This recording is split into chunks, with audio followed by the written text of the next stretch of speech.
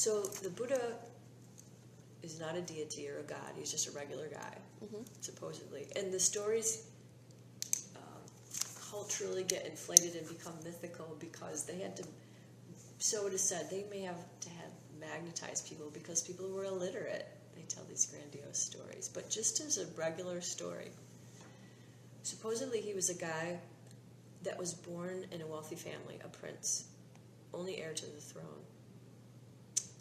And a family friend who was a mystic healer said, this guy is going to be a great teacher. So the king thought, we're going to shelter this guy because we need him to take over the throne. So we're not going to let him see suffering, sickness, old age, death. So he lived a lavish life in the palace. Didn't see much suffering. But occasionally he went out of the temple grounds, and you can't hide everything. And he saw people suffering, and he saw people dying on the side of the street. It's just life and death is part of it. And he supposedly saw an ascetic yogi that looked very skinny and poor, but with a blissful expression, and wanted to know what he saw. So he left the palace in all his luxury and practiced with wandering ascetics for several years. Harsh practices, hardly eating, very skinny. After a while, he thought, this doesn't work out either. So he had the extremes of lavish and deprivation. And someone offered him something to eat in his starved condition, and he thought, I have more mental clarity now. Maybe something in the middle is okay. So the middle way, Buddhism is said to be the middle way, not extremes. So his practice became supporting his body to support his mind, and sitting down in meditation and fundamentally seeing for oneself what is true.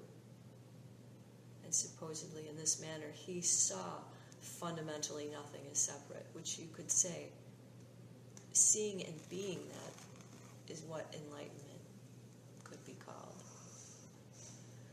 So then he thought, well, how can I share this? This isn't something you can articulate. You can't articulate that. It's so deep, profound. But people saw that he was peaceful, people that he had practiced with. What is it that he understands? So he was compelled to teach, and he started with the Four Noble Truths. That's the fundamental teaching of Buddhism. Culturally, Buddhists will believe sort of what is conditioned in the way their culture looks at things. And how it arises in word form or practice form is different. But really, we don't know. Buddhists have very little beliefs. That being said, there are a lot of Tibetan lamas, especially in Tibetan Buddhism. There's incarnated beings. This is the 14th Dalai Lama, for example. So what is that? Who knows? But at the same time, we have witnessed little kids that are born and can describe some place, some event, some time with unexplainable accuracy. What is that? And what is time, and what are the boundaries of consciousness? This separated body is illusory. Where is the end of our conscious being? Who knows? So reincarnation, you could look at it from the psychological construct of this lifetime. This moment that I am right now this next second, who I was a second ago, was never born and never ceases. It's just a different moment in time. So things come together, infinite causes and conditions come together in this moment to make this being. And then the next second, there's a whole new situation. So reincarnation could happen every minute or through lifetimes. Who knows what that is? It's kind of a mental trip. Yeah. In Buddhism, being involved in groups to support study and practice is so important because ego does not want to be discovered. Who wants to sit and look at their minds? And it's really hard to do on your own. We had a retreat one time, a Buddhist retreat at a Catholic convent. They rented space out for spiritual practice. And these were Catholic nuns from the Sisters of Nazarene or something. Uh-huh. They're like, they had pictures of the Dalai Lama up, and they're like, how does your meditation compare to ours? And they're just so Wow. open. It was great. Yeah. It was a good lesson for me, because I thought, oh, I don't know about this. So yeah, the Traverse City Mindfulness Meditation Group. I don't think, we use a lot of Buddhist terms, the Buddhist teachings, because they help support the awareness practice. Some consider themselves Buddhists, many do not. So, where I practice at Sokokoji, you don't have to be a Buddhist to practice there at all. But, I would consider myself Buddhist. I'm working on becoming a priest. Right. But really, it's kind of transcends the religion. It's not. It's just a means to see, not necessarily the end. I think it's something that might be more mainstream as a spiritual support in this country. Things are changing, and I think life is getting more difficult, and there's so many different things to grab our attention that our minds are all over the place. And I think people are looking more towards meditation, and Buddhists are sort of expert at meditation because that's the main practice of Buddhism. Mm-hmm. The way we practice in Soto Zen, or Zen just generally, the meditation practice is awareness practice. So it's not, we're practicing on the cushion, eyes open, all the senses engaged, including watching what arises in mind. So we're practicing for awareness off of the cushion. So the visualization, the returning to the breath, the eyes closed, the stories might be a crutch, which is helpful when you're just starting, or maybe for a minute or two, or for people who are so scattered that they need something to calm the nervous system down. But the deep, deep practice is awareness, eyes open, alert, attentive, upright, so you're not falling asleep and just watching. We do longer and longer practices, and you come together, you sit for 20 minutes or a half hour on your own. You sit with a group, you start extending practices. I do a day-long, once a month at the temple downstate. I've done a 10-day solitary and just finished a 21-day, sitting 8 hours a day. Wow. I was looking at the pamphlets, or the for the retreat. How well? So you said you started meditating when you were very young. So you must have just wanted to try it. I mean, I think that meditation I've done it, and it's really hard for me. Yeah. You don't think of meditation as being something that's hard to do. You just, but it really is. It is. They say, and from my experience, I see this too.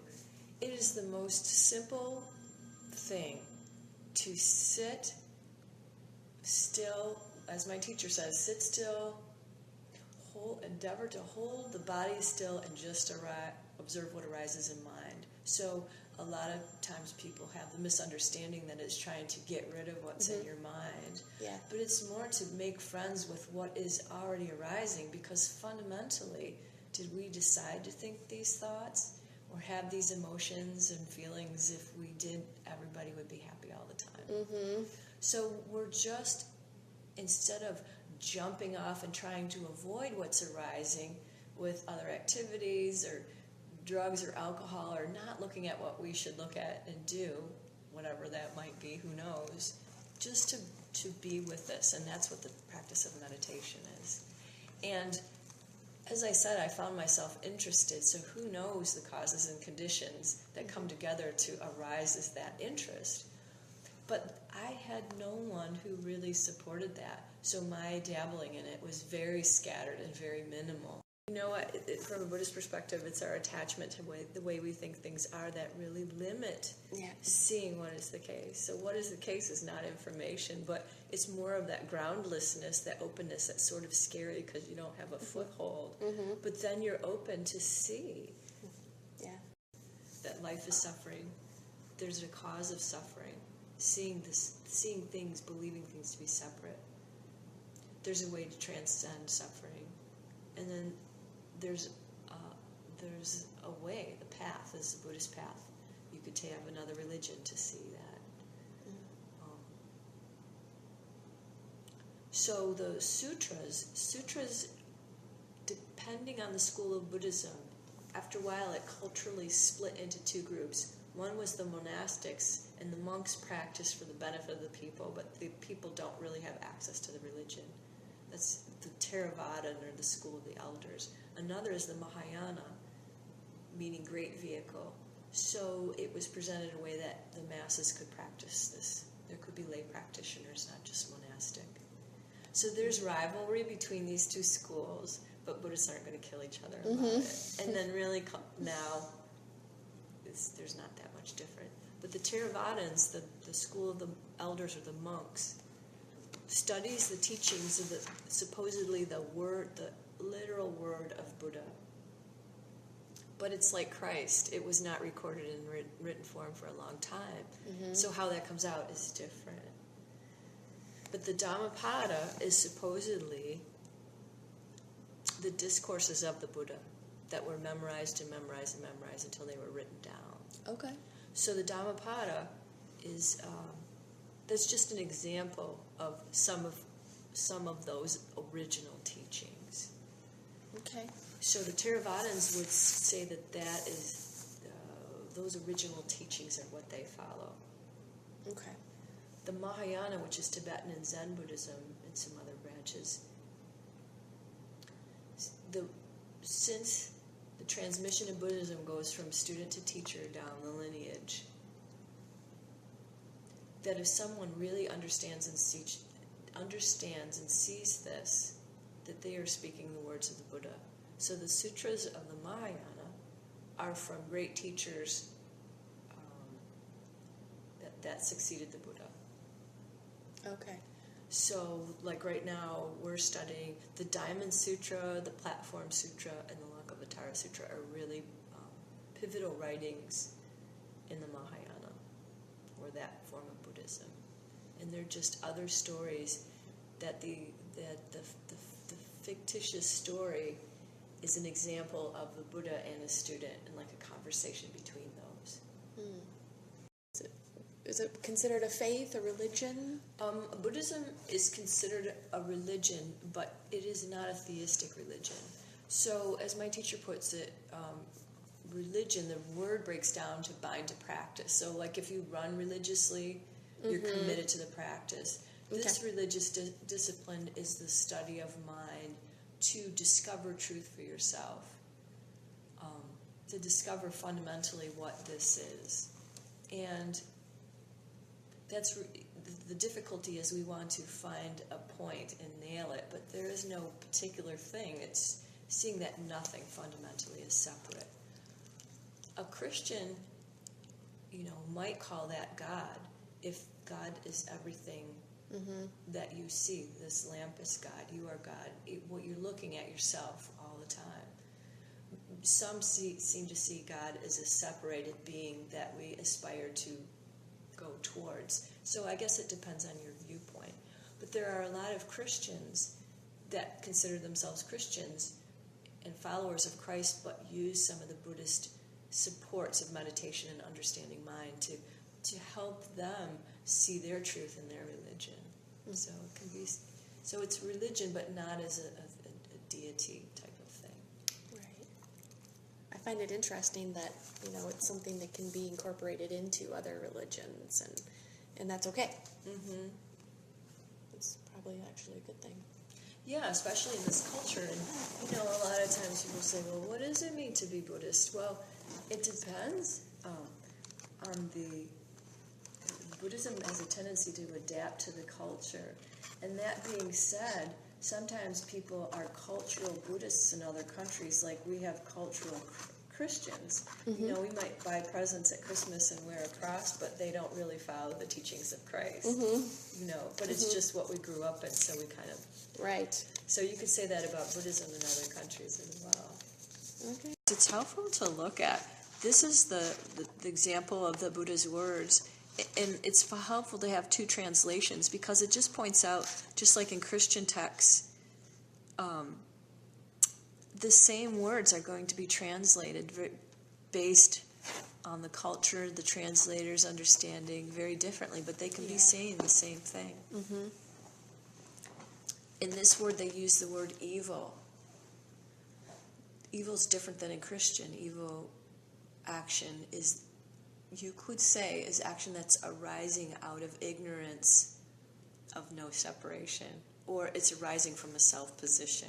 You know, unintentionally maybe causing suffering, where there's no positing of a devil type of outside influence. It's just conditioned arising, confused or misunderstood. So, but it's more, this guy is not American.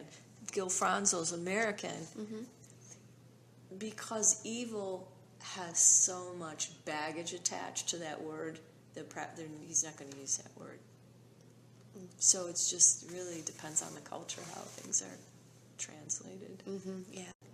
And so American people who are ordained, who have learned, who are teachers, who have learned this from their teachers and studied the ancient texts, have some insight and understanding, so then they can say that through their own words in a context that's supportive to our culture. So 11:30 meeting that I have is a new group in town that's kind of just in the starting phase. It's called ACCORD, Area Council on Religious Diversity. So I represent Buddhism, and there's other people that represent other religious disciplines to try and improve dialogue in this town, because there's so, not by any fault, but I think there's so much fear that arises when people are practicing Christianity in the way it was taught to them, where there's so much fear of anything else that's different. Yes. Even a Catholic versus another. I don't understand that, but there's a lot of tension. Yep. Just to create dialogue, interfaith dialogue, to say, look, we can work together, because we're really trying to use these practices to help the whole situation. We're reading Buddhism Plain and Simple. But this is a really, if somebody's interested in Buddhism, that would be a good book to just buy and refer to. If all of the New Testament had been lost, it has been said that only the Sermon on the Mount had managed to survive these 2,000 years of history, we would still have all that is necessary for the following the teachings of Jesus Christ. The body of Buddhist scripture is much more voluminous than the Bible, meaning there's tons of literature. Crazy.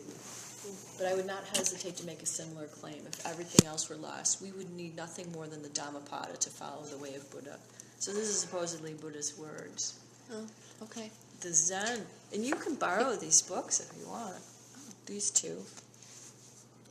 The other teachings are different ways of going deeper into mind and dividing up consciousness and studying that.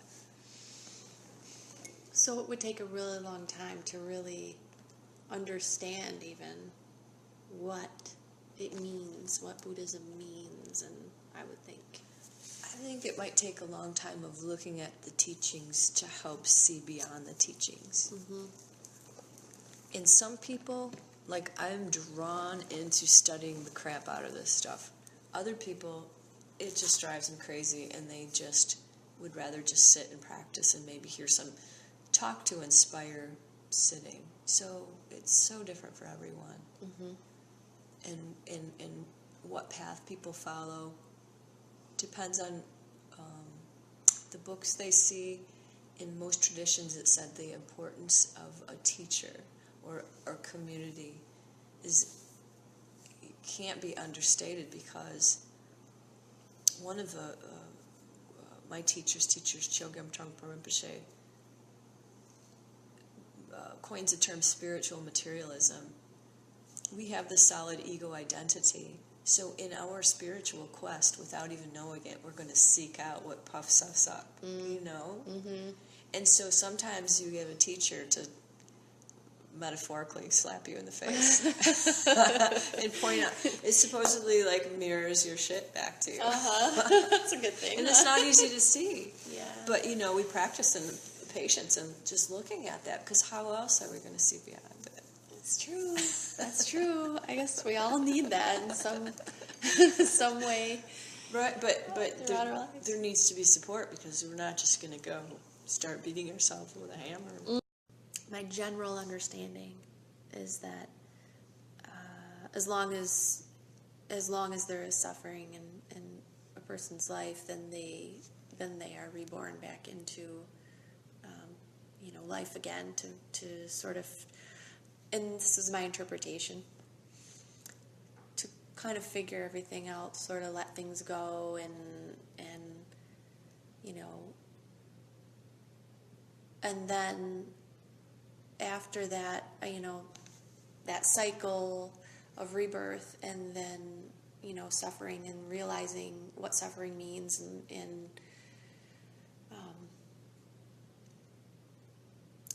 finally being enlightened at some point throughout this whole process, then what?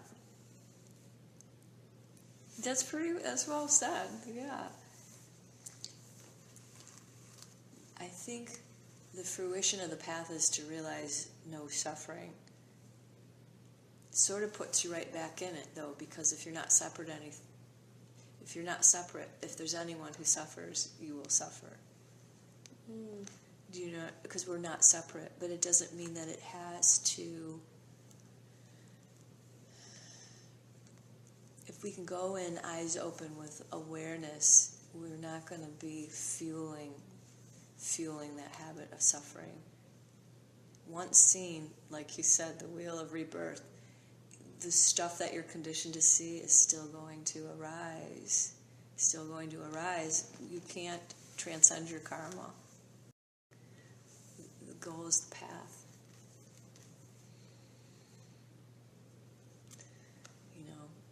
And we say that, but we just have to see it over and over and over. And it's not like you can even say what enlightenment is, because it's not going to fit into any preconception. Because we don't know the answer. We don't know. And you could talk to 10 Buddhists that they might say, enlightenment is this. You will no longer suffer. But what is suffering? Dukkha, the translation of suffering, means two-ness.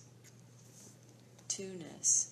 So if you transcend two-ness, no suffering, consider suffering versus pain.